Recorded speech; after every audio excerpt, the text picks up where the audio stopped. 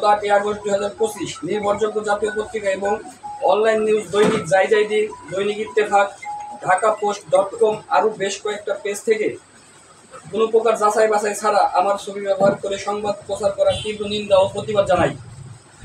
এটা নিঃসন্দেহে আমার বিরুদ্ধে এক গভীর ষড়যন্ত্র। আমার রাজনৈতিক প্রতিপক্ষ আমাকে দল থেকে মাইনাস করার লক্ষ্যে আমার দীর্ঘদিনের স্বচ্ছ রাজনীতিকে কলুষিত করার জন্য এমন মিথ্যা বানোয়াট, ভিত্তিহীন ও মানহানিকর তথ্য সামাজিক যোগাযোগ মাধ্যমে ও প্রিন্ট মিডিয়ায় প্রচার করে আমার মান সম্মান ক্ষুণ্ণ করে।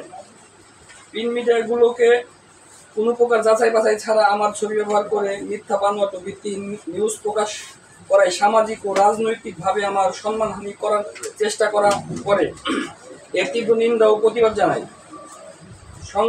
সংবাদ মাধ্যম যদি তাদের সংবাদ প্রকাশের জন্য ক্ষমা না চায় এবং এ নিউজ ফলোয়ার হিসেবে প্রতিবাদ না ছাপে, তাহলে আমি আমার মিডিয়া ট্রায়ালের মাধ্যমে আমার সম্মানহানি করার জন্য খুব দ্রুত দৈনিক ইত্তেফাক, দৈনিক দিন, ঢাকাপোস্ট.com এর বিরুদ্ধে সাইবার ক্রাইমের মামলা দায়ের করবো ইনশাল্লাহ।